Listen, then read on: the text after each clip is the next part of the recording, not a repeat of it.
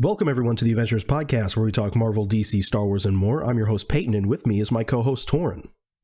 Hello. We have a great show for everyone this week. We're going to be talking about the DCEU, now that, it's dead. We're going to be talking about that and maybe what they could have changed or what they could have done differently. And also going to be doing a tier list for all the films that have released. And we also have the news of the week. So if you want to jump around straight to the topic or to any particular piece of news, you can do so in the description or the show notes. And with that, let's just get right into the news. It's a small week this week in terms of news. We only got a couple things here, but what we do have is pretty substantial and also concerning for one of them. In this one here, this is according to Variety, Christopher Reeve's family say they did not have any involvement in a CGI cameo in The Flash, and they haven't watched the film. Fucking Andy Muschietti's cooked. Andy Muschietti, Warner Brothers, like they didn't. So they had no I thought for sure but then again, if they had George Reeves, although there's no family for George Reeves, so I guess that kind of makes sense. But Christopher Reeve, they didn't ask Christopher Reeve's family. That's so disrespectful. That's disrespectful. It's insanely disrespectful. It was already disrespectful with George Reeves, and just the fact that it was bad, just a bad sequence. and now, I don't fucking yikes, man. Could have literally used archive footage instead of doing like CGI. I bet they did use archive footage and just use it in like tandem, but like still, I don't know. I mean, but even then, like, yeah, they're still like I get it. Yeah, it would have been better than just like CGI people. It looked like a CG model that they projected a face onto. Yeah, it's so fucking weird. Anyway, that's an issue. That's I thought for sure they got permission, but I guess not. Crazy. Anyway, this is according to the Hollywood Reporter. Huge sort of article on Daredevil and sort of updates regarding that. Again, Hollywood Reporter. Philip Silvera, who served as stunt and fight coordinator on the Netflix Daredevil series, is now returning for Born Again. Huge. W. Huge W. Massive W. They are cooking. Truly. Also, Daredevil Born Again will no longer be 18 episodes, but instead more in line with the Netflix show's original episode count per season, which of course was 13 episodes. The 18 episodes thing, we were obviously very excited for it because we were very tired of the 6-episode format, rightfully so. Even though that does seem like they sort of figured it out towards the end here, but still, the 18 episodes, it is a lot. But considering the original plan for the series, it being like a lawyer procedural, 18 episodes did make sense. But considering they want to bring it back to more of its Netflix roots, bringing down the episode count certainly makes more sense, since they're going that route. So not 18 episodes of Daredevil, but it's quality over quantity. Yeah, for sure. Marvel is also working on new plans for its slate of street-level heroes, as well as planning the future of Echo. And past seasons of Daredevil have reportedly done really well on Disney Plus recently, due to Echo. So really good shit all around, man. Daredevil's finally getting like the praise it deserves. I mean, it was always getting praise because it's an incredible series, but now that it's really putting its tendrils into the actual MCU, now that it's canon and Echo being a part of it, and the Daredevil series being so integral to the enjoyment of that series. I mean, we just talked to our friend Joelle yesterday, and his girlfriend, they watched Echo, and she was like, it was good, but we were like, if you haven't seen Daredevil, which they haven't seen, there's a lot of Echo that you can glean a lot more from it if you have seen Daredevil. So that's really good. Also, Punisher has gotten a boost. It's really good stuff for this side of the MCU, and I can only imagine that they're seeing these numbers and they're going to be, focusing on it a lot more. It's just super exciting stuff. And of course, the stunt coordinator and fight coordinator being back is just, it's a recipe for just great television. For sure. That's the news of the week, which means it's time to move on to our topic, which is, the DCEU and whatnot. It's dead. It's gone. Shit's fucking finally. Bro's been waiting for this day. I have. We're going to be doing a tier list. If this is your first time watching or listening to this, we did a MCU tier list not too long ago, and I'm doing it on PC, so if you hear some clicking from my mouse, apologies, but also deal with it, fucking losers. Anyway, let's start with Man of Steel. What a way to start the DCEU, huh? B. I think you meant to say C. To B minus. No, well, I'll put it in B. I will say it has grown on me, not by much. I've sort of always had the same thoughts towards it. It's just some of those edges have softened over time. Yeah. But yeah, I recently rewatched it. Oh yeah, true, you did. And like I said, I don't remember how long it was, like when I watched it back then. But now, yeah, it like you said, it has grown on me. I do have a newfound appreciation for it.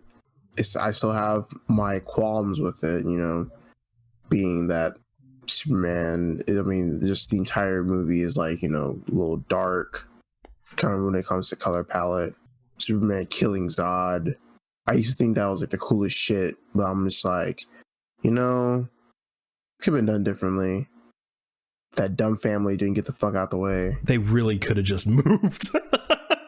Like, ain't no fucking way. You just gonna stand there. You could have just ducked under it or whatever.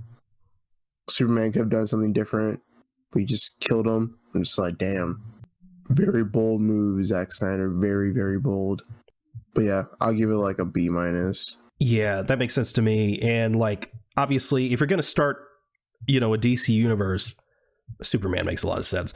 For sure. And this is still in sort of like this limbo area within the DCEU where they still weren't sure, because we got to keep in mind, from Man of Steel to BVS, it's a 3-year gap. So they didn't plan it out immediately. In fact, Zack Snyder was just signed on just to do this film. He wasn't supposed to be the architect of the DCEU just yet, and they were still within Warner Brothers still debating whether they wanted to fold in the Dark Knight stuff into this, because obviously it was just a year after The Dark Knight Rises. Christopher Nolan is credited as a producer, and I think he even wrote some stuff for Man of Steel. Yeah, he did. So yeah, so it's really it's an interesting thought that what could have been. I do think it would be weird, Zack Snyder's Superman and fucking broken back Christian Bale Batman. Just broken back, heavily plot armored Christian Bale Batman. What would that BVS look like? Very different. I know. But yeah, this movie's solid. Again, I don't really think any differently of it as far as my opinions on its execution goes. It's just I just enjoy it more. Probably because my hatred towards it has worn off. I never really hated it. It was just more it's fine. But now I'm like, oh, it's decent. It's good. Because and I think this is a trend for all the Zack Snyder DC movies. There's always at least one incredible action sequence, and the rest of it is just whatever. And the incredible action sequences in this one is the fucking Smallville fight. Oh my god. Oh yeah, where just countless amounts of destruction are just happening. Yeah, and fucking Zod's goons, I always forget the names of. I just remember Feora. Yeah, Feora and the big boy. Just the big boy. Yeah, it's just going at Clark. Super good. I love how Snyder depicted the super speed in this. It's just fucking quick, it just hits, and it feels fucking like the hits really feel like they hit. Like it's a truly great action sequence. Like if it's like that, in my opinion, that fight scene alone is just worth watching this movie for. Also, it has one of my favorite scenes in it, which is sort of an homage to Superman 2, I believe. But I honestly think it's executed better in this, and then even better, arguably, in Superman and Lois. In the in like the little restaurant, and the guy pushes him, he just doesn't fucking move. Yeah, he's just a brick wall. It's so good. It's so fucking funny. The guy's just like, what the fuck? Bro didn't move. He's like a foot shorter than him. What does he think was gonna happen? This jacked out of his mind dude. He's like, what does that guy think he's gonna do? Anyway, yeah, solid movie. I still hate the suit. I don't hate the suit, but it's fine, I guess. The whole movie's too dark. That's a Snyder thing. Whatever. But yeah, solid way to start the DCEU. I think it has like a rotten score on Rotten Tomatoes. I don't think it deserves all that. It's better than that. But yeah, a lot of the controversy from this movie stems from its third act and, destroying Metropolis. Because what the fuck? like I understand like it's his first time doing it, but Jesus Christ, just leveling Metropolis. Anyway. I know. Yeah, and then bold move for the DCU to go for Man of Steel and jump straight into Batman v Superman without any establishment of Batman in this universe. Yeah, and I'm sure the thought process was like, oh, it's Batman. We all know Batman, but maybe if it was a more traditional Batman in this movie, maybe they could have gotten away with it. But the fact that it's such a big departure from what we've seen on screen before, I think that was a mistake. Yeah, I also just remember like, I definitely feel like part of this movie, I mean, one could argue that like it's probably its entire thing, but like it's probably just like it was definitely like a fan service thing, because it's always like a Batman versus Superman thing. Like people have been asking for this movie for like years. Oh, big time. And then I remember the amount of marketing this film had, like just all over Times Square. I've seen videos of it. Like it was like Batman vs Superman, and like the marketing was fantastic. It was insane. Like how like how like the Batman's marketing was, where they had like all the like the car and like the costume like everywhere and like around the world. That's kind of what they did with BVS. I'm just like, damn, like, and it's like with this much hype around it, I was like, this movie can't flop. I was so wrong. That's still, there's no reason that should have happened. Like on paper, even the fact that it was bad, a movie with both Batman and Superman in the same film fighting on screen for the first time in history, like, why it shouldn't have underperformed, let alone get outgrossed by Captain America Civil War, which is huge in its own right, obviously, but it's Batman and Superman. Like it's just insane to me. But yeah, we've talked about this before, but obviously if they really wanted to build a universe, you got to do a Batman movie and then a Wonder Woman movie, at least the Trinity, before you jump into a Justice League. Obviously, I think everyone knows that by now that, obviously they just wanted to catch up to the MCU, because, same year, obviously they have Captain America Civil War. Maybe that was part of their reasoning to doing Batman v Superman. I don't know, but just not a good decision. Because even though I don't love Snyder's Man of Steel, and I certainly don't like BVS, like, I think given, if we take the writing tools away from Snyder and Chris Terrio for that matter, give it to fucking David S. Goyer or someone, I don't fucking know. And I think Snyder could actually do a good Batman movie if someone reins him in. But where are we putting BVS? I'm thinking D tier. D? Yeah. If it was regular, D. Ultimate cut, like C. Like lower, like C minus. Personally, I'd put BVS in F, but I know that's no. I put it in D for that one shot that one like really random yet cool shot of Frank Miller's The Dark Knight Returns. Oh yeah. What about the jar of piss? What? The jar of piss. What jar of piss? What are you talking about? Are you serious? The jar of piss? I don't remember that. The crux of the film, the jar of piss, where Lex Luthor killed Elastigirl? He killed Elastigirl? Yeah, Holly Hunter. Dude, I haven't seen that movie in like years. Bro, he was like, oh, she said like some saying, she was like, something about a jar of piss or whatever, and called it Granny's iced tea or some shit like that. You know what? I do remember that. And then she was at the courtroom and she was like, oh shit, it's piss, and Luthor's not there, and then the shit explodes. That one shot of that guy in the wheelchair. Oh my god, I'm sorry. That probably can laugh. and obviously, I talked about it with Man of Steel. The one action sequence in this that was good, it was the warehouse sequence. If only the man, didn't kill all those people. Could have been cooler. I also hate it because it's like Snyder fanboys are always like, oh, but the warehouse scene. Yeah, we get it, man. It's like the one scene you have. Yeah, put it in D. Yeah, that shit. They also made fucking Doomsday look like a goddamn Ninja Turtle, bro. Like a deformed Ninja Turtle. And they shoehorned in the Justice League. Yeah, they fucking War Woman just comes out of nowhere. And they like Lex Luthor like gave them logos. I'm like, what the fuck is this shit? Yeah. It's such fucking ridiculous. And they fucking shaved off his head. And he just does not look right with bald hair. I mean, He's bald head. Fucking terrible Lex Luthor.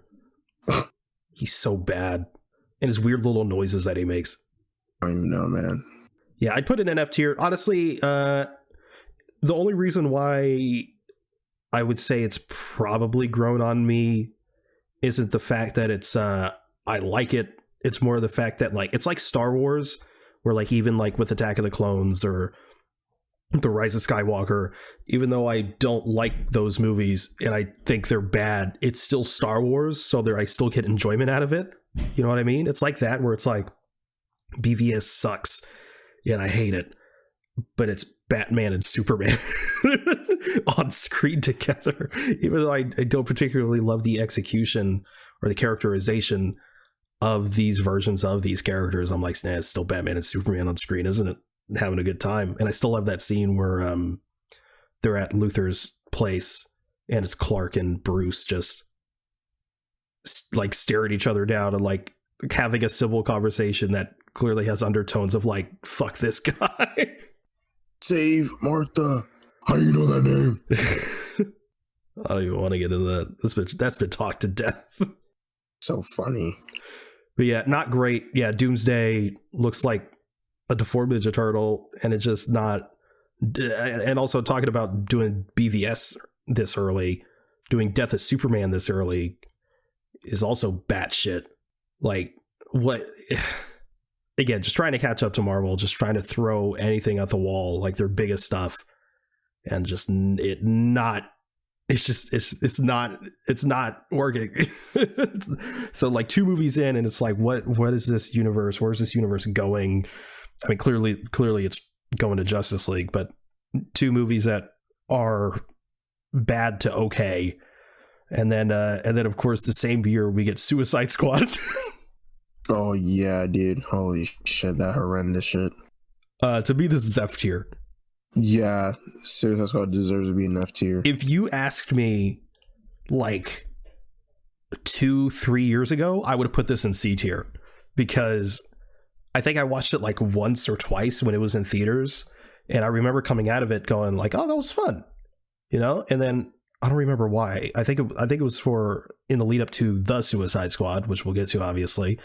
I was like, I'm gonna rewatch Suicide Squad because I remember having fun with it. I was aware that it was bad, and I wasn't gonna disagree with anybody, but it was like one of those like, oh, it's so bad, like it's good sort of things.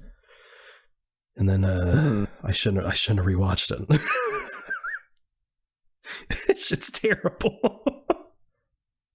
Literally the only highlight is Margot Robbie as Harley Quinn, and I was like, oh, Will Smith was good, and like he's good with like what he's given, but like nothing about his character is cool. It's just like, oh look, we got Will Smith. Like he doesn't Will Smith knowing how to shoot shit. Except he doesn't do any cool Deadshot stuff. He's just shooting.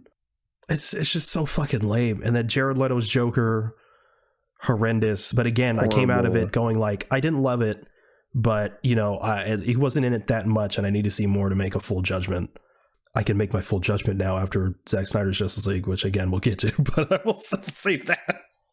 But yeah, I feel like that was just like it was just a fucking jumbled fucking mess, and then like they're like, oh yeah, we have to fucking get rid of Enchantress. And I'm like, oh shit, Enchantress. I mean, that's kind of cool. Yeah, there's still like super cool shot with the hand coming out of doing the flip over. Yeah, that was really, really nice. And then like, I don't even know, man. And I just don't know. I don't know what they were cooking with this movie. I don't think they knew what they were cooking with this movie. Although I can't lie, I do kind of want to see the Ayer cut. Ayer cut. I'm fascinated to know, like, is it like how different would it be really? Like, I know obviously there'd be more. Obviously there'd be more Jared Leto stuff. Apparently, it was supposed to tie in more directly into what Zack Snyder was doing, but you know, I think if people don't know the story behind Suicide Squad, number one, you know, ironic considering the Suicide Squad, but again, trying to catch it to the MCU, they were like, oh, we need our own Guardians of the Galaxy. And this was their answer to that. Not great. But yeah, I don't. Oh yeah, and you have like the worst version of Rick Flag. God, he was such a fucking asshole in that movie. I don't. We'll get to it. We'll get to it. I was going to talk about the Suicide Squad, but we'll get to it. The only part I still remember genuinely liking was that bit where like Enchantress is like making them see like what their lives could be. Yeah, we have that bit where with Harley Quinn like clearly wanting a regular life, which I like because it, you know, which we see in Birds of Prey, but like it hits it like, oh, she wants normalcy, and there is, you know, good and actual sanity within her.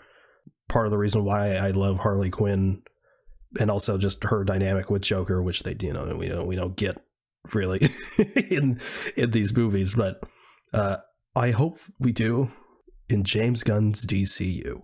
But yeah, like it was something that I don't remember being so egregious in this movie until I rewatched it was the needle drops. Jesus, they were just everywhere and just completely out of place. Fucking terrible. Killer Croc was bad. Bro, he's just a dude with some scales on him. They wasted. Did not even try to make him like a monster or anything. Yeah, they wasted Katana. They did. And did not even see enough of Captain Boomerang. True. Again, one of the only highlights. We got the Ezra Miller Flash cameo. Oh, yeah, that was really cool. That was cool. Probably the only good performance he ever did as that character. Oh, Jesus. Am I wrong? I don't know, man.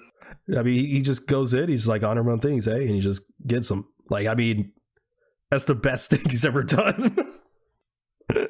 It's whatever. Yeah, then of course we have a Wonder Woman. You know, after these three movies, you know, just being critical failures, not necessarily financial failures. I mean, they did okay. I think Suicide Squad made more than they were maybe anticipating because it was a success. Yeah, it made like $747 million. Yeah, kind of a stupid amount. But then we got Wonder Woman, which is the first critical success for the DCU or the DCEU, and you know, for good reason. I have my issues with it, particularly in its third act, but you know, it's a good movie. That's a good movie. I need to rewatch it. I haven't seen it in a long time. Yeah, I haven't seen it in a long time either. I just know that it's better than 1984. Yeah, it's good. Yeah, again, my issue with it is in its third act, it being, just gray smoke and lightning everywhere with a gray villain in some armor. And they're just, I don't know. It was just a lame third act. Yeah, there's a bit of Captain America, the First Avenger in it. But there's also some Chris Reeve Superman in it. Some of that tonality, which I thought was really fun. I like I think Wonder Woman really works with the fish out of water sort of thing going on with her character. I kind of wish I understand why they wanted to flip it for Wonder Woman 1984, and it makes sense because obviously she would. I don't know. I just think it less so works for Wonder Woman and more so works for Gal Gadot's acting because she's not great. But this sort of vibe really works for her. And yeah, the movie's just really solid. Where should we put it? I'm thinking A tier. A, that's fine. It's just good stuff. All right, Wonder Woman is A tier, and I don't remember how well it did financially. Obviously, it did well enough to get a sequel and shit, and it was very successful, and probably the only movie in the DCEU that made Marvel go, we should do. It made $824 million. Very nice. That's amazing. That's really good. How much did BVS make? BVS. This made $872.7 million. Wow. Bro is flabbergasted. It should not. I mean, it's a lot of money, but it should have made $1 billion easy. It should have made $1 billion. That's ridiculous. Regardless. Anyway, then we have the infamous Justice League 2017, the Justice League. God. Here's my God. Here's my thing, right? Look, it's terrible. It's so bad. Horrible. But it's a lot of fun, isn't it? Dude. I remember Ray and I first saw this movie, and they opened up the shot. They opened up the fucking movie with some weird ass angle with Henry Cavill, and his lip looks deformed and exploding. We're both like, what the fuck? Yeah, we both looked at it. We were like, "Oh no!" Because we both knew that Henry Cavill was shooting Mission Impossible at the time, and he couldn't shave like his mustache. So they're like, "Okay, well, they're going to CGI over his face," and we're like, "This could be really good or really bad." It was really bad. In some shots, it's fine. Like sometimes it actually looks like fine. Yeah. But then you go to that beginning part, and at the end where he's like saving the Justice League and he's talking. Yeah, and that's horrible. And the bit where he grabs Batman, he's like, "Do you bleed?" Yeah, and he smiles, and it just looks. But yeah, like Torrance said, he was shooting Mission Impossible at the time, and they were doing extensive reshoots because they had to. Zack Snyder left the project due to his daughter's tragic death. So understandably, Zack Snyder had to leave, and Joss Whedon stepped in, and the studio, after the flops that were BVS and Man of Steel, they were shooting Justice League like as BVS came out, so it's not like they were hearing any of the backlash to that film until Justice League was already shooting. So the studio was like, we need to bring levity into this. It needs to be brighter and more colorful. And Snyder left, and Joss Whedon came in, and they were like, okay, perfect opportunity to just change the movie.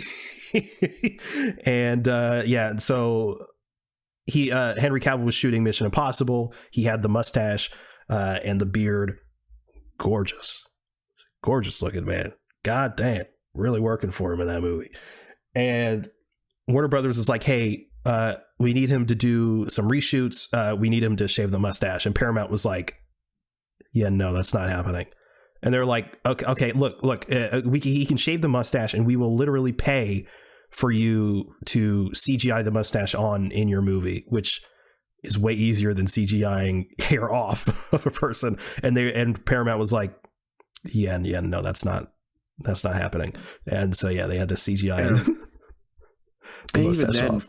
They could have like literally gave him a mustache that looks identical to that. They could have they were reshooting so much of it already. They could have just reshot all his scenes with the mustache and beard. Give him mullet. Yeah, no, exactly. Mullet for Superman. That too. Because like literally, and it's funny because there was like a set photo of Henry Cavill wearing a black suit, and they're doing like test footage of stuff like that. And yeah, he had a beard and mullet, but they just got rid of it. I'm just like, ridiculous. You robbed us, and you could have literally used that to make your movie better, but I guess not. So now we gotta fucking live with floating lip Henry Cavill for the rest of the fucking year. Ezra Miller falling on Wonder Woman's boobs. Oh my god, that was crazy. The scene towards the beginning with Batman apprehending that criminal, and he's like, Alfred, are you seeing this? Just saying that in front of the criminal. This is also where they had fucking Gal Gadot ass shots, right? Oh yeah, a bunch of ass shots. Yeah, they even showed him like in the trailer. I'm just like, what the fuck, bro? Like, this is crazy. Yeah. And terrible design for Steppenwolf. Yeah, that was horrible. CGI wasn't very good. Could have just made him a dude with some armor, but no. Yeah, this whole movie is disgusting. It's weird. It's fucking horrible. ugly. Ben Affleck just changes physique and wigs in between shots. I will say, I think the one inclusion that Joss Whedon made in this that I did genuinely enjoy was when they're all sort of like arguing, and Bruce like says some shit about Steve Trevor to Wonder Woman, and she pushes him into some boxes. He's like, oh Jesus, oh. I thought that was really good. But yeah.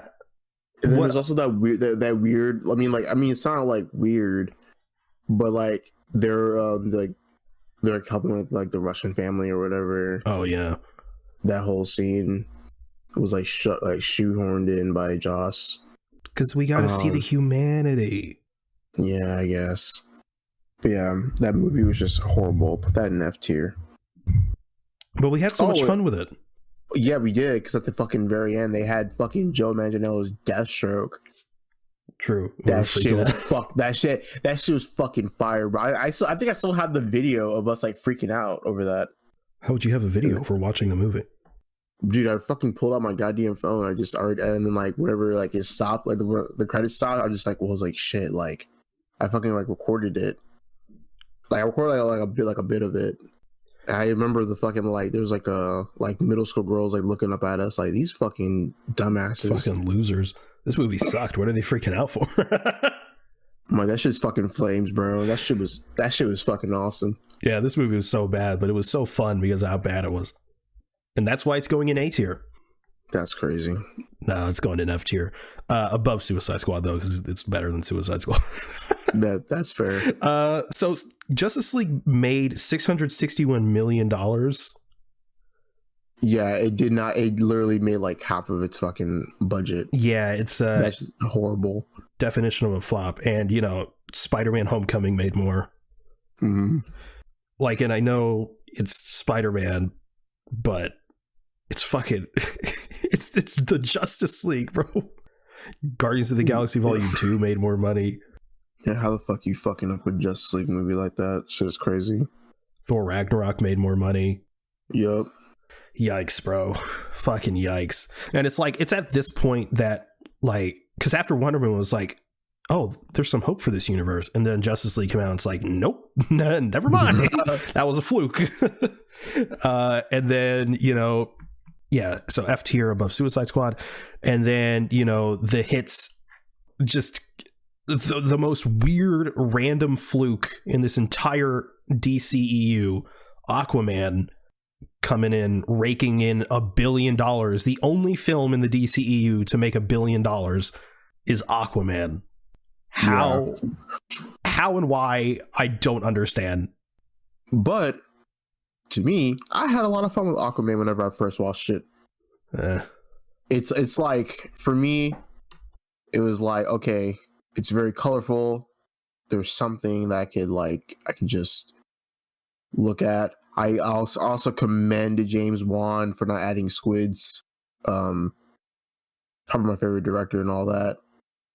For that reason, Willem Dafoe's character is actually, I liked his addition. Yeah, I love the scene with Willem Dafoe and the young Arthur Curry. That was a really good scene. Yeah, that was really cool. And then, I don't remember much of Amber Heard in this movie. It's probably for a good thing. Fucking Patrick Wilson as Ocean Master is a fucking dickhead, but he was low-key kind of cool. And then, like, when I came out of it, I'm just like, oh wow, this is DC's Black Panther.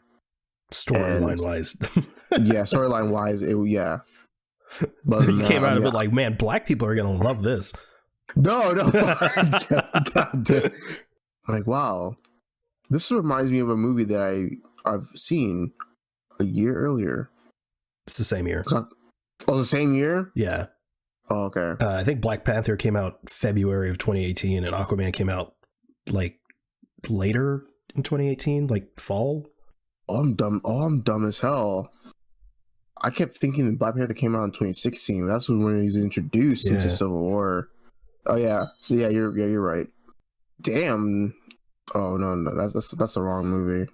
I was looking at I typed in Aquaman and I brought up The Lost Kingdom, and I'm like, man, I don't remember. December 21st, 2018.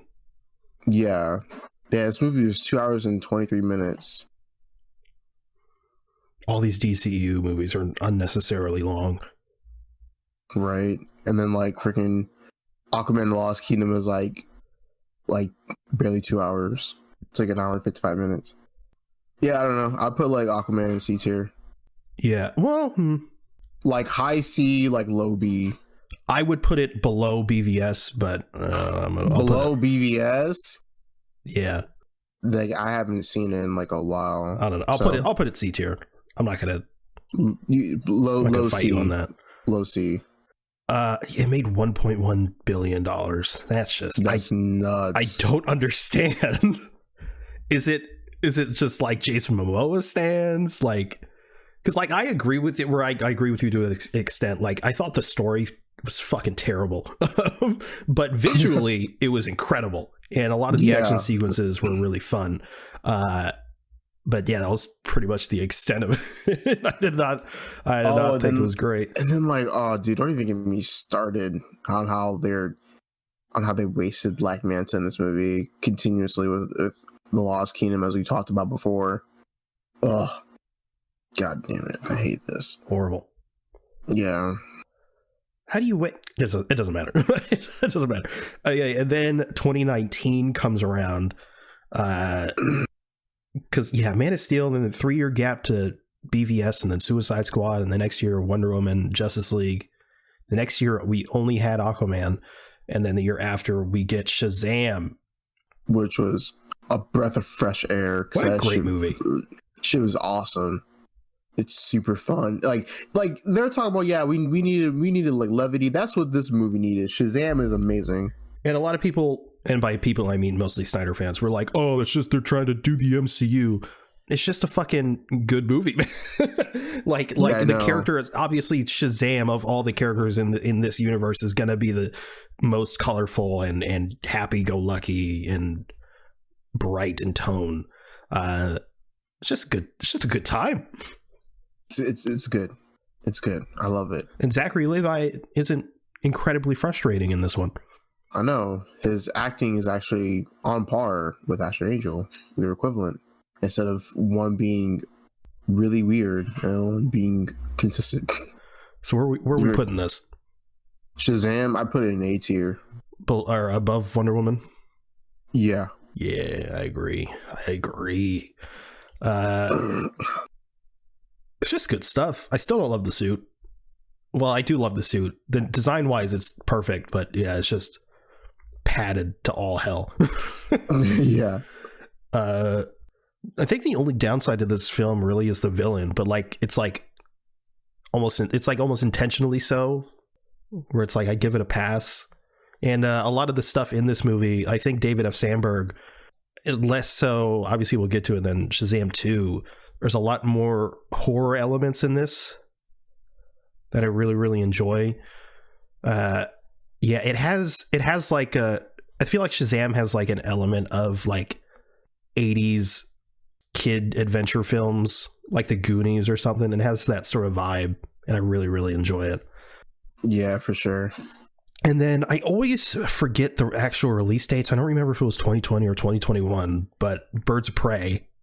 Birds of Prey was February 7th, 2020. All right, bro, just had to... I'm looking at it, that's why I looked it up. Brought receipts. Yeah, I brought up that Wikipedia. Oh, and I did want to say that even though Shazam, it didn't make a ton of money for its budget, it was incredibly profitable. For sure. But yeah, Birds of Prey, one of the most underrated DCEU movies. Yeah, we have Birds of Prey and the Fantabulous Emancipation of One Harley Quinn. Long ass title for no reason. Just should have been called Harley Quinn and the Birds of Prey. Yeah, because I remember like they like retitled it like during its time in theaters. Yeah, and this one made even less money with $200 million, but you know, considering COVID and shit, was this a day and date release or did that start with Wonder Woman? What? Like, did it come out on HBO Max at the same time? I don't think it did. I don't think Birds of Prey did because I remember that was in, like still in theaters, you know. Yeah, because this was before the pandemic like actually hit like the United States. No, it did hit the United States. It was just I don't think they. Oh yeah, it was like I think it still had time for like right then, you know, because this was February 7th. But yeah, I don't think it hit HBO Max at that time. Yeah, but Wonder Woman definitely did. Big flop, but although considering, you know, circumstances, it's not terrible. Yeah, for sure. With 200 million. Again, really solid. The cast is fantastic.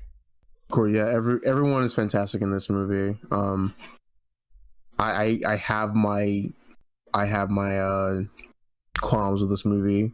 One being not enough Black Mask. McGregor. Yeah, Black Mask, not enough of him. Not enough character development, man. It's not really. There's really not enough. I mean, like, of course, Harley Quinn has a lot of it, but yeah, because it's her movie, which is another reason why it should have been called Harley Quinn and the Birds of Prey. Yeah, I really wanted to see, you know, more of Black Canary, even a little bit more of Huntress, and then they made.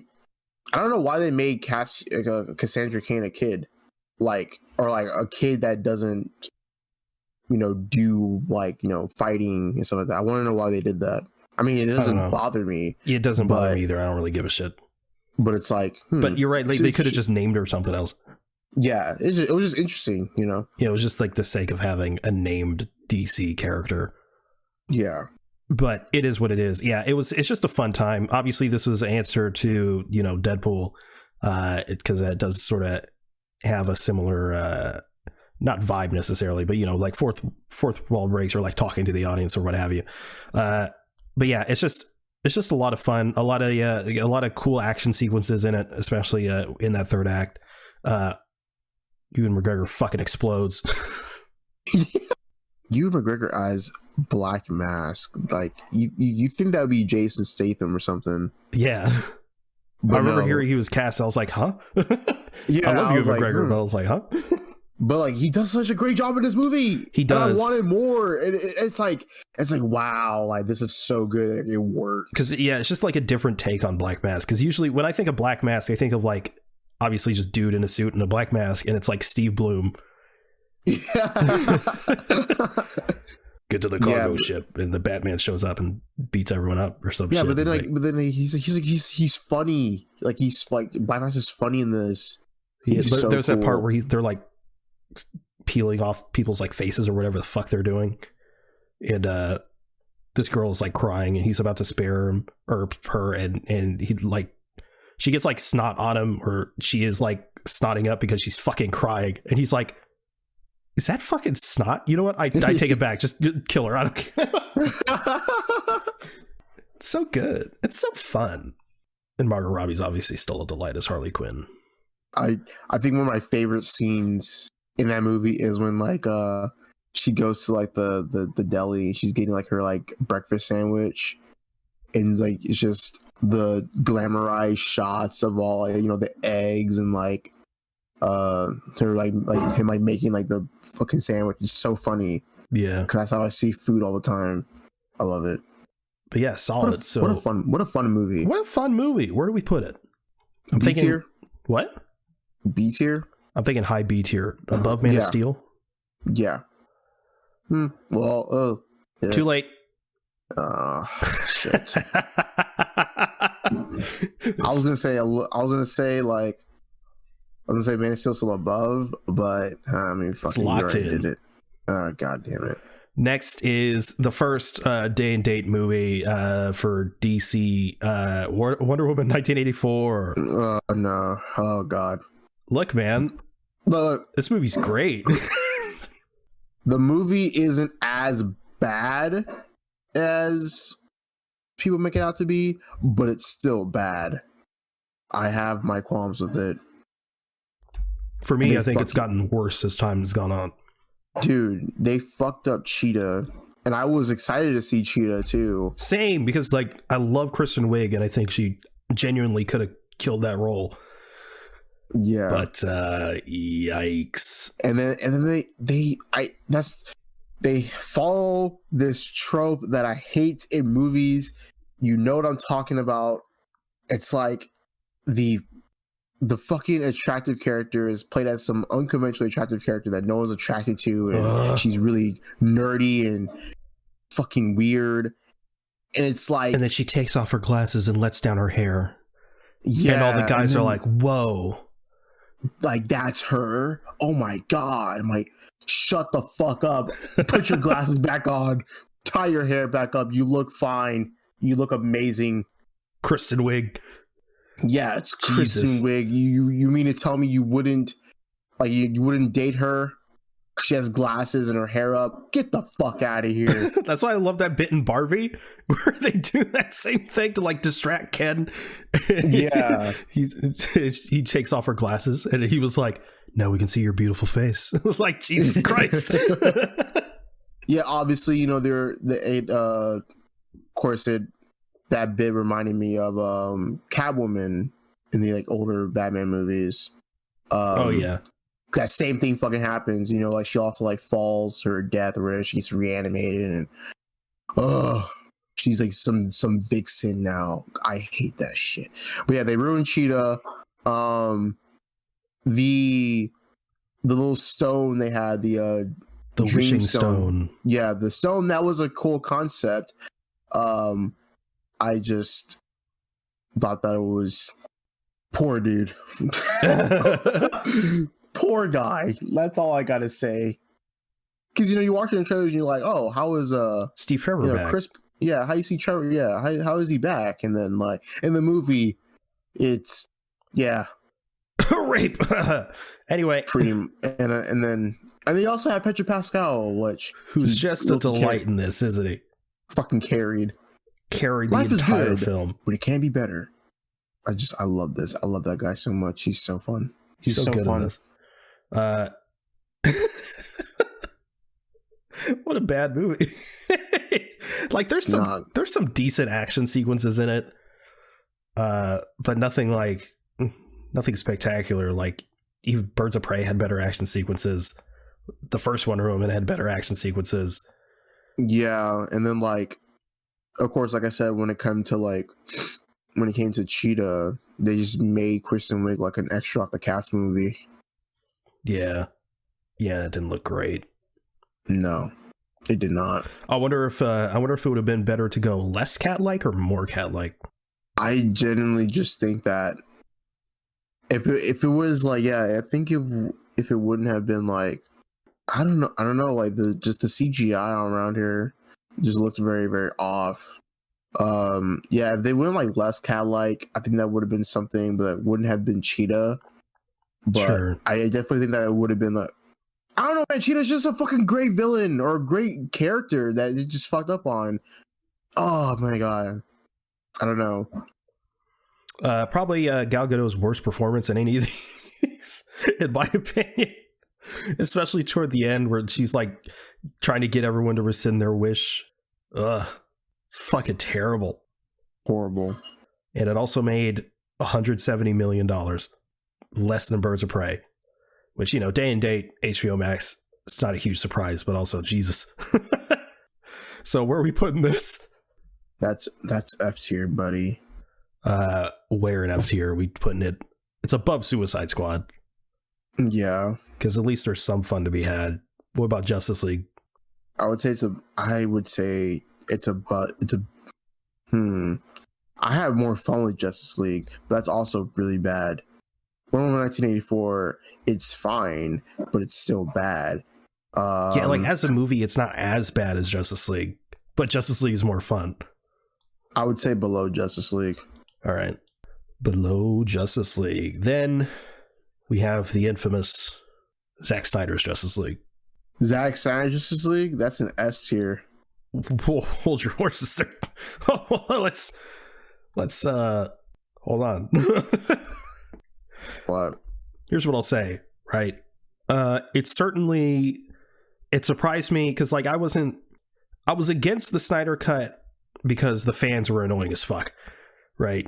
But I wasn't against the Snyder cut because I do think Snyder was absolutely shafted, despite not loving his vision for this universe. He absolutely deserved to, finish his vision. But what I didn't expect was how different it was. I really obviously, the Cliff Notes version. Sure, it's basically the same. But man, that the whole third act is just a completely different film. It's so different. I love how most of the focus is on Cyborg. That's what I love about it too. Yeah. They made him an actual character instead of some just emotionless guy. He actually does some stuff. I know. He saves a woman from being poor, giving her $100K. That's actually really good. Where is Cyborg at? I need $100K. But I wish I was Cyborg. But yeah, I don't know. I really like the movie. It's really fun. It does some things differently. I honestly, I think that's probably why I love Zack Snyder as much as I do. Seeing his vision in full and seeing what he was able to do, even despite his style and his writing, I'm still was able to love what he did. And that's, and then again, I'm biased. I do love Zack Snyder. So I'm going to say it has to be an S tier. So here's my thing. I think as a movie, it's an S tier. No, as a movie, I'd give it a 6.5 to a 7 out of 10. That's pretty low, buddy. But considering the circumstances, surrounding the film, also, understandably, him coming back and actually being able to do this, I understand wanting to just dump every piece of footage you absolutely have into this movie, because obviously it doesn't need to be 4 hours. Considering the circumstances, I give it an 8 out of 10 because it's still Snyder and I don't love that. But clearly it's an infinitely better movie than Justice League. I wouldn't put it S tier though. I'd put it high A. High A. I'd put it above Shazam. Yeah, put it in the very, very front. I would have put it in S. And then we have James Gunn's The Suicide Squad. That's an S. That's an S. That is a C. Keep yourself safe.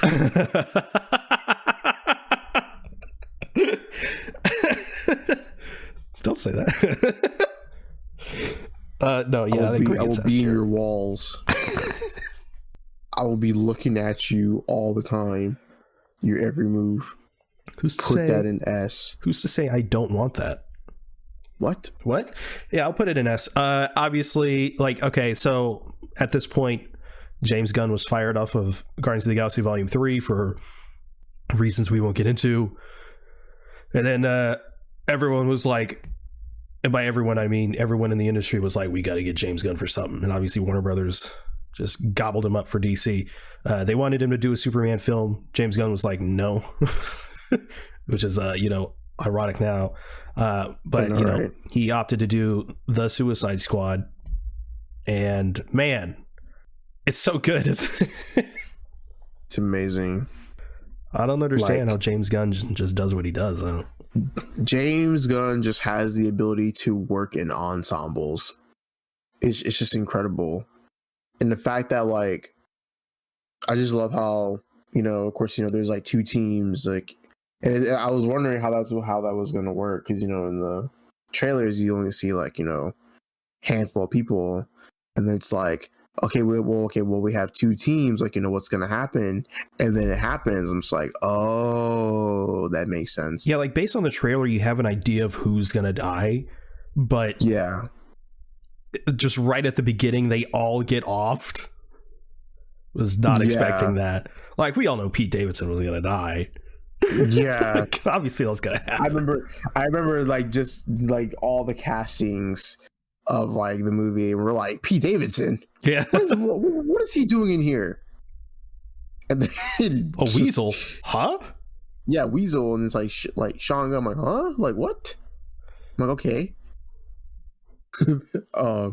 Captain Boomerang being back, I was excited for that, and then he was off. I was pretty sad.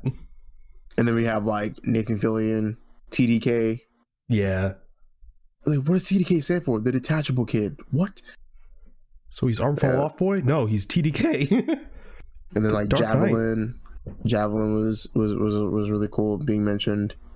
And then we have also the regular team, with what was the Idris Elba's character name again? Forgot his name. Hold on, don't tell me. Tell me.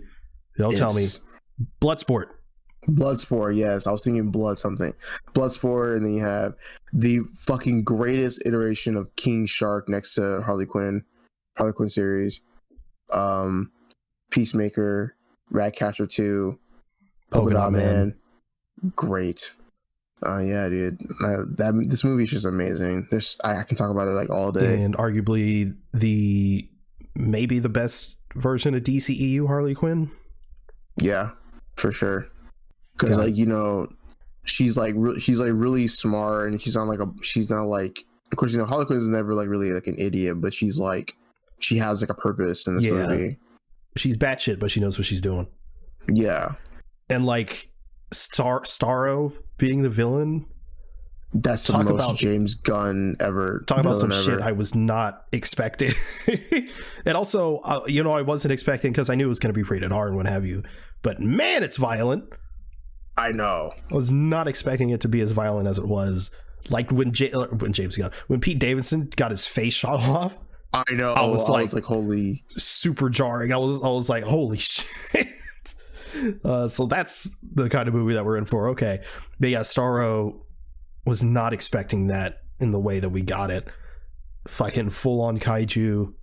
It looks ridiculous, but also insane and cool and scary at the same time.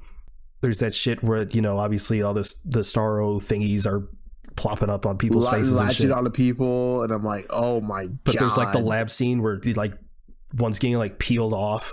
Yeah. Yeah, that was like, it's so crazy. And then like, dude, but yeah, there's like so much comedy, there's so much violence and blood and gore, but yeah, there's like, this movie has just like a shit ton of heart, which is amazing. It's crazy how like every character is like lovable and like in some sort of way, especially with like fucking Peacemaker. Because at first I was like, man, John Cena, like, I love you, but I fucking hate you right now. Yeah. And then it's like later on, it's like, okay, well, I love you. Yeah, it's because like by the end of the movie, it's like because I think before the movie even came out, it was like, oh, also Peacemaker is getting his own series. Yeah, because they're working on that at the same time. Which was like, oh man, they're really confident in this. Obviously, they should have been. But then by the time the movie ended, it was like, this is the guy that's getting the series, really? Yeah. But then, obviously we've seen Peacemaker now. It's like, oh yeah. Yeah, it works, obviously. Always trust in James Gunn. For sure. But yeah, obviously a fantastic film. Fantastic. S tier, definitely. But it's too bad that it was such a flop, though. Am I right? I guess. Nah, bro. That shit flopped. We got to bring Zack Snyder back. His movie wouldn't have flopped. Yeah. It made less money than Wonder Woman 1984. That's crazy. But then we have Black Adam. So, after the Suicide Squad, finally the hierarchy of the DC universe changed with Black Adam. The most fucking painfully average movie ever. It's so average that it's like it's worse than average. It's fucking like literally mediocre. Yeah, this shit was not good. I don't fucking The Rock being the most one-dimensional character I've ever seen. Not even like fucking crazy. Like, I love how they they're doing the JSA. That was actually a pretty cool concept they were trying to do, but it was just not done well. Fucking Hawkman being like literally a one-dimensional character as well. So boring. To parallel The Rock is just horrible. And then like Pierce Brosnan as Dr. Fate, which was probably one of the best castings and the best, like, definitely a top 10 like costume ever. So good. And they fucking like wasted him. Yep. I just like, how the fuck are you gonna kill off Dr. Fate? Yeah. And then then again, like this is some shit that Dr. Fate can fucking do, and then they kill him off. And then, but not only that, you fucking waste him throughout the film. He's so powerful. There's no reason. He does the same shit, like, in the fucking film. Like, and it's fucking insane. That kid's in it. He's a terrible fucking actor. Dumbass so bad. Fucking kid, bro. The Rock pisses me off. Because no offense to the kid, but like, the acting in this movie was not good. Yeah. Provides no fucking fight. He's so unnecessary. The Rock pisses me off because, like, he's clearly very talented and he could do so much more. And then, but like he's and this movie's been worked on for almost 2 decades. Yeah, but when it comes to like making movies, he's like an asshole, like terrible business partner. Yeah, he has the same thing. He has like the contract shit. Loki fucked over Henry Cavill. Yeah, the best look of Henry Cavill, and that's it. Bro even had the loop in his hair. Oh my god. Like, my man, like, this is the Superman we fucking wanted, and then like we're never gonna see him again. It's just frustrating. I wanna put this low D. Low D. Yeah, below BVS. Because at least BVS is trying to do something. Yeah, for sure. Black Adam's just fucking there, and then like doesn't even fucking tie to Shazam, and like he still kept doing that fucking Mr. Mind shit. Tired of seeing that goddamn caterpillar, bro. Fuck that. The fuck are you talking about, bro? That's Shazam. Yeah, that's Shazam, but still, I'm so angry because they never meet up. I'm so angry. Hey, but at least it almost made $400 million. I don't give a fuck. Let's move on. Oh wait, yeah. So yeah, below BVS. Below BVS, yeah. Yeah. Fucking yikes. Then we have Shazam 2. Fury of the Shazams. Horrible. I would say horrible. I mean, it's not great, is it? But it's bad. Like I said, like when we talked about it in our review, this movie tries to do something and it doesn't work. Zachary Levi. It's funny because like before this movie came out, there's a bunch of shit came out about Zachary Levi and how he's just like a piece of shit or whatever. Yeah. And I'm just like, oh wow, that does not help your case at all for this movie. And we saw it, and I was struggling throughout the entire movie because I had to fucking go pee, and I was gonna like probably piss myself in the theater, but thankfully I didn't.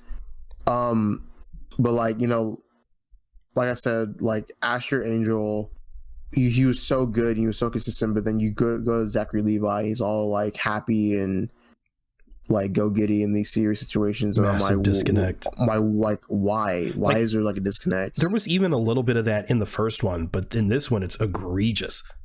Yeah, and then you know the whole like three sisters thing, or you know, like the three sisters, the gods or whatever, you know, Helen Mirren and Lucy Liu. Just was not a fan of them at all, especially Lucy Liu's character. Like I just don't like she was lame. I don't like seeing I like Rachel Ziegler and Helen Mirren, but yeah, Lucy Liu's character was just. Yeah, I'm just tired of seeing the trope of like, oh my god, humans are bad, we gotta kill them all. Like, okay, like the fuck did I do? I liked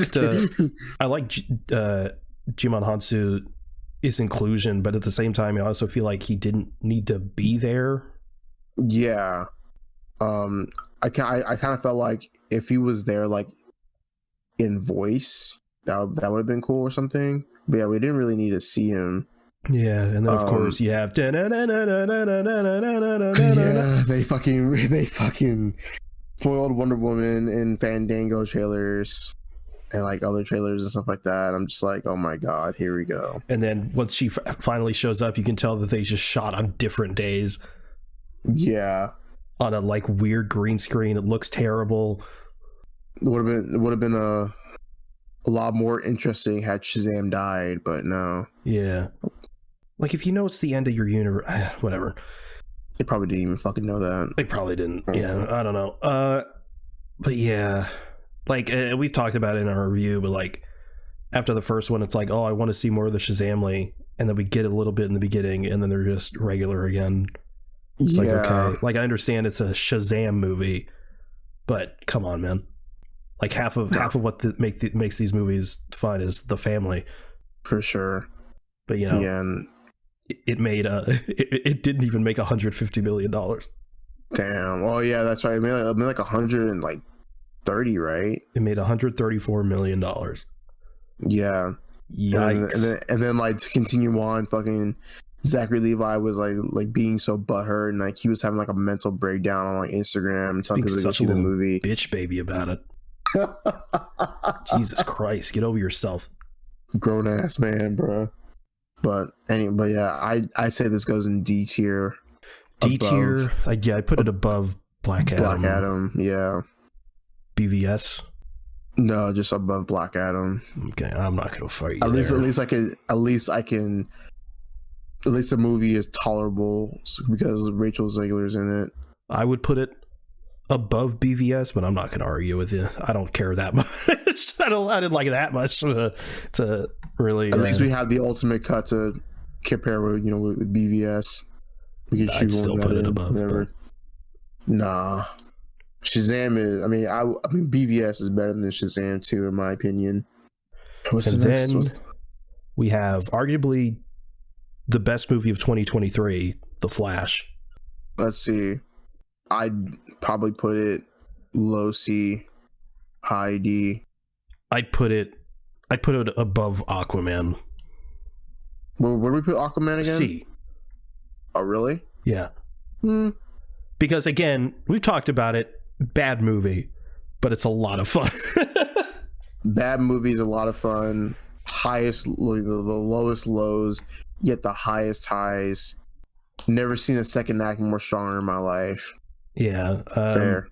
Yeah, it costs like $300 million to make, a decade to make, and it only made $270 million. Damn. It barely made more than Birds of Prey. How bad does your... I just... Oh... It didn't even make back its regular budget, let alone the marketing budget. Oh my god. Yeah, not only that, but Andy Muschietti's so cooked. I I love how it's even so bad. Like James Gunn was supposed to be like, oh, it resets the universe, but then they were like, you know what? It's just it's like its own little thing. You know, I don't want to. It's not connected at all, actually.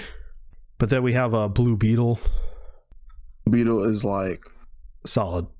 It's solid. I'd probably put it like I put it B tier.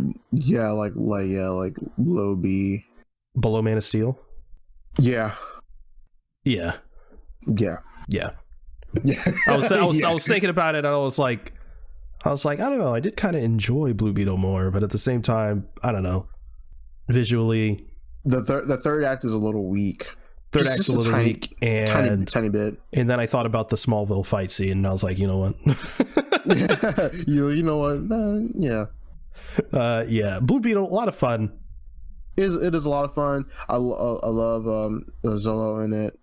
It's amazing. It's your very bog standard superhero film in the way that Black Adam was, except Black Adam's also terrible. So yeah, because at least like because Black Adam, it's super average, but with the stuff that's there that's not average, they don't do anything with. I think that's why it's so frustrating. Whereas Blue Beetle, it's just it actually utilizes what it has to its fullest extent, which is mostly the suit. Yeah, and the suit, that suit's just that's a, oh my god, it's such a top 10 comic book suit, bro. It's like, I remember the set photos coming out, and Payne and I were like, dude, this is practical, and we were just in awe. Such a ridiculously good looking suit. I know. Too bad the rest of the movie looks like shit. Not really. That's crazy. But there are some shots that there are some shots I'm like, ooh, you can tell. Yeah. It made less than Shazam 2, but I think everyone's pretty done by this point. Yeah, pretty much. The Flash came out, people are like, okay, so we're done with this universe now. We can move on. No, Blue Beetle. And then Aquaman 2. Yeah. Speaking of Aquaman 2, where are we putting that? D. See, that's the thing. I think it's high D, low C. I think it's better than the first Aquaman, though. I would agree. Yeah. So it's got to be C. Yeah. Unless we could move Aquaman down. I think it's better than the first Aquaman, but not by much. Okay, so just both in C. Yeah. Just directly above. Yeah. Okay. And not dissimilar to the first Aquaman. It's done weirdly well at the box office. Obviously nowhere near $1 billion, but it's made almost $400 million. Which compared to Blue Beetle and Aquaman and Shazam, or Blue Beetle, Aquaman, Blue Beetle, The Flash, and Shazam, why is it making so much money? I don't know. Probably because the Woo is back. The what? The Woo, bro. Randall Park. Oh. I was like, what the fuck? I think you're talking about Wu-Tang Clan. I was like, what? No, the Woo, bro. Jimmy Woo. I was like, what's the Woo doing in Aquaman? The Woo, bro. Jimmy Woo, Randall Park. Yes, of course. Randall Park, and then we have something of Black Manta. We have something. And we have more character arcs. I'm something of a Black Manta myself. Ocean Master is more of a character. Bro, the list looks fucking weirdly like a pyramid? No. Like super organized. Well, I'm sending it to you. Just the way it works out. Let me see this. Oh my goodness. It looks very colorful. Oh, this is so cool. Okay. Yeah. Yeah, so I think just looking at the list, we have, just to recap, we have in F tier, we have Suicide Squad, Wonder Woman 1984, Justice League 2017. D tier, Black Adam, Shazam Fury of the Gods, Batman v Superman. C tier, Aquaman and the Lost Kingdom, The Flash. B tier, Blue Beetle, Man of Steel, Birds of Prey. A tier, Wonder Woman, Shazam, Zack Snyder's Justice League, and an S tier, The Suicide Squad. Yeah. I think the biggest thing that we can notice in this tier list here is that there's no particular tier here that like has more movies in it than others. It's all just very uniform, because like in our MCU one, most of the films and TV shows were A tier, and that was easily the longest part, and then it was B tier, and then S tier, and then C, D, F. But like this one is it's equally decent to good as it is terrible, which is unfortunate. It really is. But you know, luckily we're getting the DCU, James Gunn's DCU, this year technically. But man, what a universe. Decade. We've had it for a decade, literally. And it's right? Just, this is what it is. 16 films, a TV show that might not even technically be canon anymore. Yikes. But you know, there's some good I'm not mad at it. Like there's good stuff like Shazam and Wonder Woman and Zack Snyder's Justice League and Birds of Prey, but just a lot of bad. But what do you think about the DCEU as a whole? I mean, it's something. Would you say it succeeded?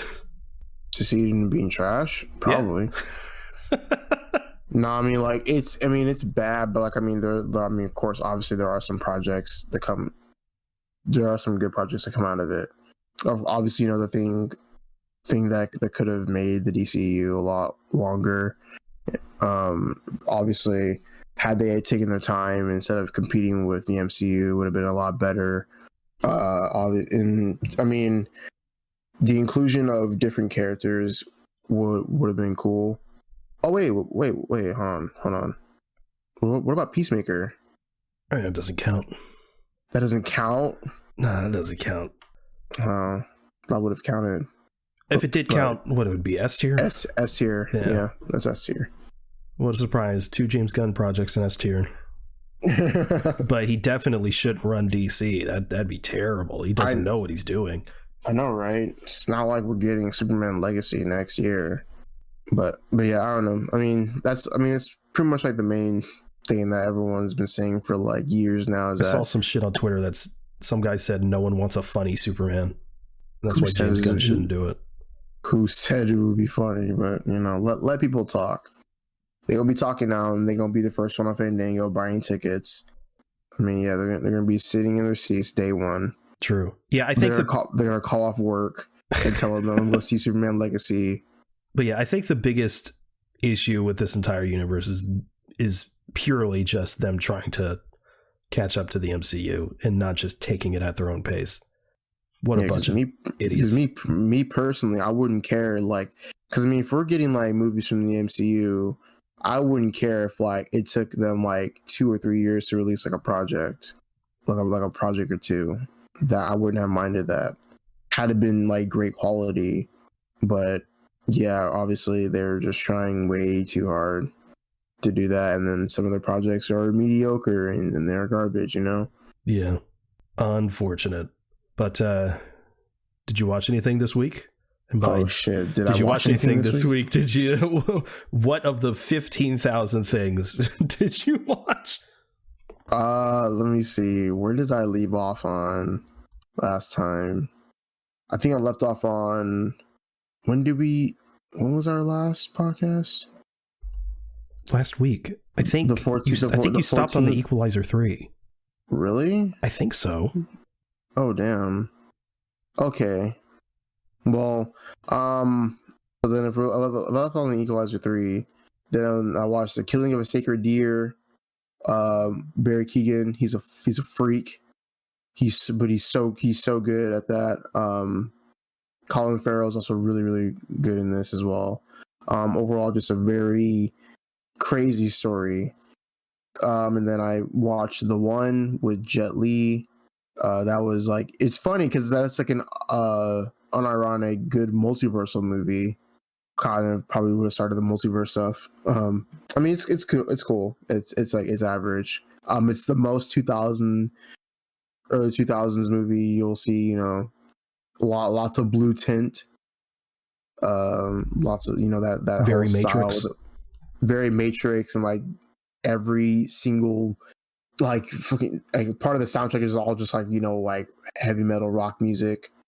And yeah, also this is a timeline where Jason Statham has hair, so that's kind of really off to see. It was off-putting. Then I watched Birth of the Dragon, which is supposed to be a Bruce Lee biopic, but it's actually just a biopic about like some white guy saving an Asian woman.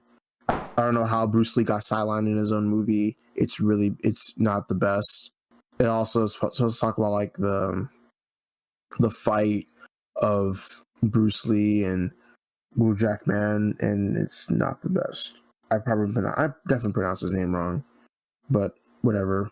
Then I watched Requiem for a Dream. Jared Leto, pretty good in this.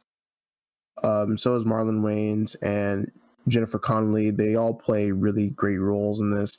It's a really sad movie. It's super sad, but I think it's good. I watched a short film called Backstroke. It's a short film. It's good. That's all I gotta say. I watched Old Boy.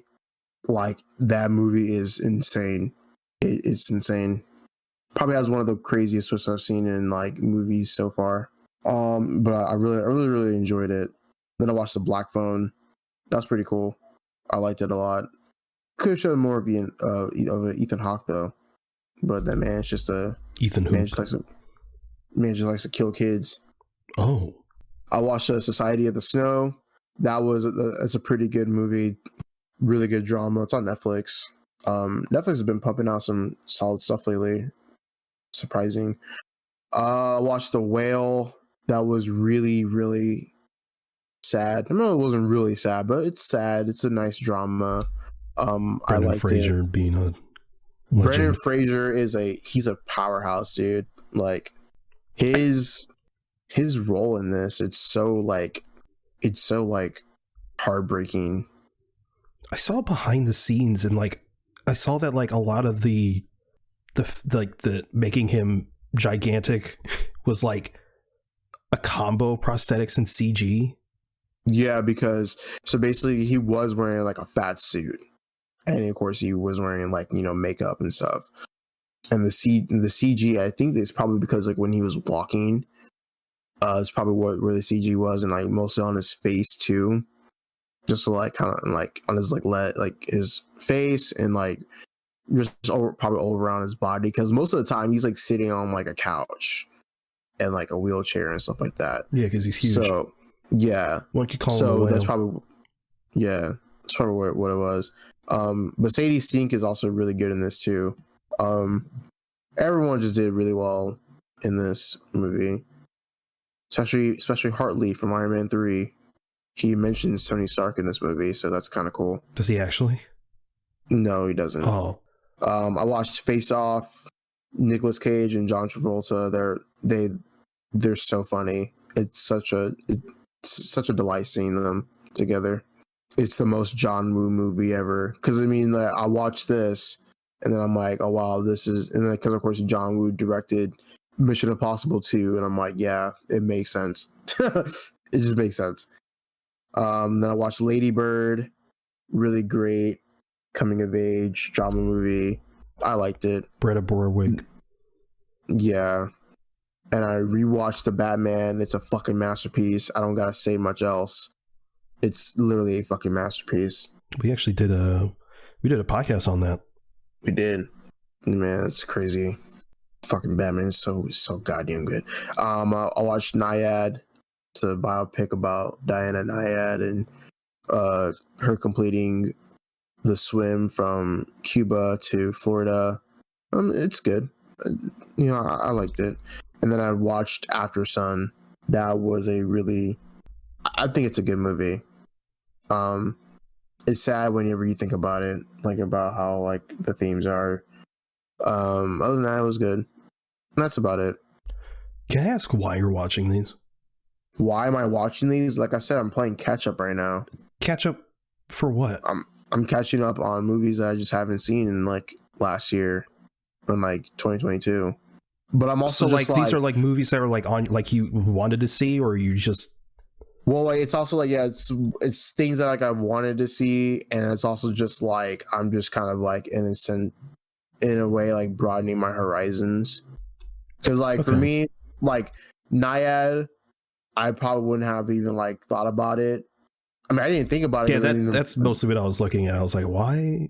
But like usually, like whenever it comes to like letterbox movies, I'm literally just like looking at like my friends' letterbox movies, and I'm like, oh, that sounds cool. I'll watch it. Like, you know, like for me, it's like, you know, for example, like my friend like watched like Little Miss Sunshine. I'd watch it.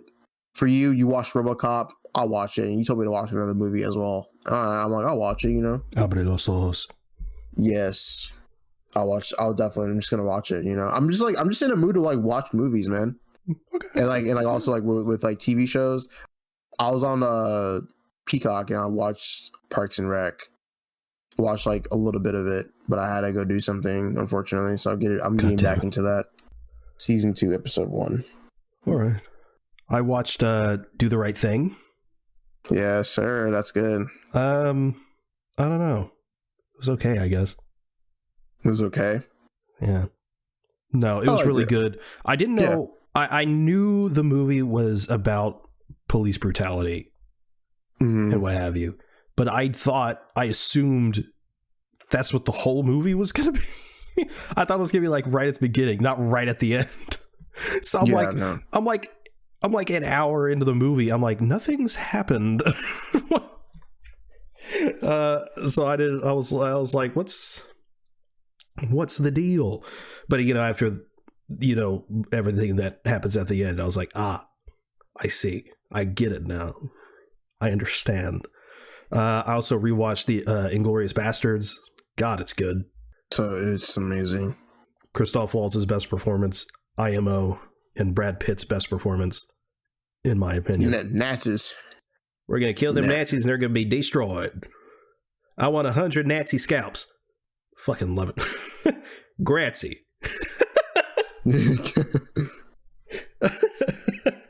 I tally. The dialogue's so quick in that.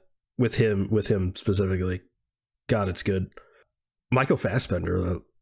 It's always like, oh, cool, it's Michael Fassbender. And then, he's just out. Oh, it's good. I love it. Then I watched RoboCop, like you said. Good stuff.